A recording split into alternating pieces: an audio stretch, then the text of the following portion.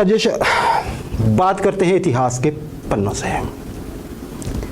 19 फरवरी की बात करेंगे और मैं बात करूंगा 1914 के। जी राजेश, होता क्या है, कभी भी कोई नई व्यवस्था लागू करनी होती है या कुछ काम करना होता है तो कहते हैं पूरा होमवर्क कर लीजिए, सही, पूरी एक्सरसाइज कर लीजिए, अदरवाइज कहीं ऐसा ना हो कि बाद में गलतियां निकलें और हमें फिर से मेहनत दोबारा करनी पड़े। बिल्कुल, कुछ ऐसा ही इतिहास जुड़ा है आज के दिन से।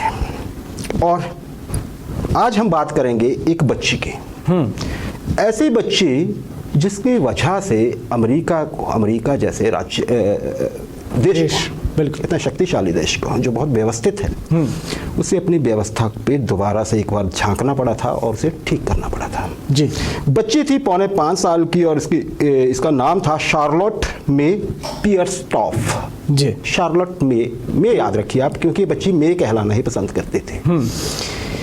राजेश, आज के दिन एक घटनाक्रम होता है। एक काउंटी है मध्य अमेरिका में जिसका नाम है इडाहो। जी, इसका एक शहर है जिसका नाम है लुइस्टन में एक ट्रेन आकर रुकती है। जी, 1914 की बात कर रहा हूँ मैं। धीरे धीरे चलती थी ट्रेनें, लोकोमोटिव जो होते थे मोस्टली, हाँ, है ना, कोयले से चलती थी। ट्रेन रुकती है और थोड़ी देर बाद रेलवे स्टेशन पे हलचल मच जाती है। हलचल मचती है और बहुत सारे रिपोर्टर्स हाथ में, उस समय पे जो ट्रेडिशन था, अपना नोट पैड और पेन लेके पहुंचे, कैमरा उठा के, कैमरामैन आगे एक बच्ची को ढूंढा उन्होंने, और जैसे उनको पता लगा उसके फटाफट वो फोटो लेने लगे। और उसके आसपास रेलवे कंडक्टर था जी, जिसने उन रिपोर्टर्स को बुलाया होता है, उससे पूछने लगते हैं और साथ ही बच्ची से बात करते हैं। बच्ची हालांकि थोड़ी थकी सी तो लगती है, लेकिन बच्ची चुलबुली थी जी, वो सारे जवाब देती है। अब राजेश, मामला क्या था मैं आपको बता देता हूँ।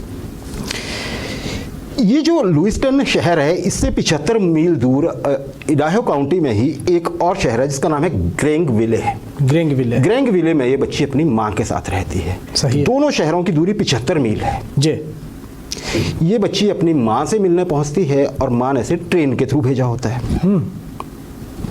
अब इसमें नई बात क्या है राजेश, दरअसल राजेश, इस बच्ची को टिकट लेकर नहीं, डाक पार्सल के थ्रू भेजा गया था। डाक पार्सल?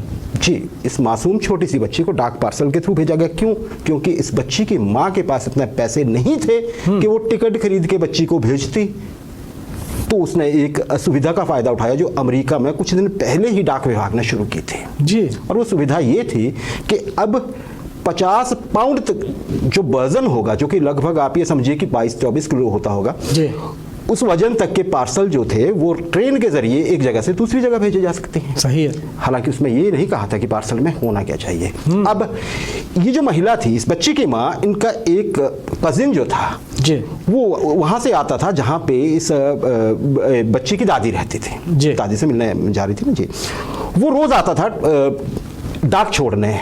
आप ये कहिए कि लुइसविल से ये ग्रेंगविले तक आता था रोज और इनके ही घर में रुकता था जी। तो जैसे ही एक सुबह चलने लगता है, आज 19 फरवरी के दिन, तो इसकी माँ रुकती है, बोलती है एक काम करोगे मेरा? बोले क्या? बोलते जी एक मेरा पार्सल ले जाएंगे आप? बोलते हाँ क्यों नहीं, दीजिए पार्सल दीजिए आप। और वो जाती है और एक तैयार की हुई बच्ची जिसने एक छोटा सा बैग लटकाया जिसमें कुछ खाने पीने का सामान था उसको देती है। बोलते ये रहा आपका पार्सल। वो हैरान हो जाते, बोले ये क्या बोल रहे हैं आप? बोलते जी बिल्कुल ये रेलवे का ये नियम है कि पार्सल किया जा सकता है इतने वजन तक कि इसका वजन जो है 47 पाउंड है सारा कुछ मिला के, जबकि 50 पाउंड तक हो सकता था जी। और इसमें मैंने खाने की, अच्छा वो अब क्या करता है, वो ले जाता है उस बच्ची को। रास्ते में जब वो उसमें, क्योंकि केबिन वो था जो सामान वाला था, वहीं बच्ची को बैठना था, वहाँ पे ट्रेन के कंडक्टर भी थे, उसे कंडक्टर ही कहा जाता था उस समय तक, गार्ड के बजाय। तो वो सारे बच्ची से बातचीत करते रहे। बच्ची बड़ी चुलबुली थी, वो बताती रहती है कि मैंने दादी से मिलना था, मैंने माँ को बोला और ऐसे ऐसे। इसको 47 सेंट लगे थे राजेश उस समय पे, जबकि जो किराया होगा वो लगभग $3 होता उस समय पे। तो फिर ये ट्रेन को बता देता है, रिपोर्टर्स को बुला के। और फिर राजेश क्या होता है, अमेरिका में मच जाता है हड़कंपा। ये खबरें छपती हैं सारी मे के बारे में कि ऐसा ऐसे हो रहा है। अब राजेश, अमेरिकी सरकार, डाक विभाग हरकत में आ जाता है और फिर ये पॉलिसी बदली जाती है, ऐड दी जाती है जिस तरह से भी संभव होता है कि ट्रेन में कोई भी गंदा चीज नहीं भेजी जा सकती है पार्सल में, मधुमक्खियों को छोड़ के। उसको डब्बों में ले जाते हैं ना, उसको बड़ा वो प्रेफर करते हैं। राजेश ये अकेला मामला नहीं था शार्लोट में का ही, और भी ऐसा हुआ। देखिए मैं आपको बताता हूँ, पहला बच्चा जो वैसे भेजा गया था इस पार्सल का यूज करते हुए, उसका वजन सिर्फ 10 पाउंड था, मतलब 3-4 किलो का। वो कितना बड़ा होगा राजेश। उसके माँ बाप कहीं जा रहे थे, उन्होंने उसके लिए एक दादी को भेजना, दादी के पास, वहाँ भी दादी के पास ही भेजना था राजेश, और वो सिर्फ 1 मील दूर थी अगले स्टेशन पे। तो ये बच्चे के लिए राजेश 15 सेंट का टिकट लेते हैं, उसके कोट पे चिपका देते हैं, जो भी इसने जैकेट डाली होती है उस पे, और हवाले कर देते हैं ट्रेन में जो भी कर्मचारी होता है उस केबिन में। साथ में $50 का, पैसे थे इनके पास लेकिन ये जा नहीं सकते थे किसी वजह से, $50 का बीमा भी करवाते हैं। क्यों? क्योंकि डाक विभाग ने, रेलवे डाक के थ्रू ये गारंटी दी होती है कि आपका पार्सल गुम हो गया तो हम उसे ढूंढ के देंगे। तो ये इतने छोटे से बच्चे को कोई 1-2 साल का रहा होगा।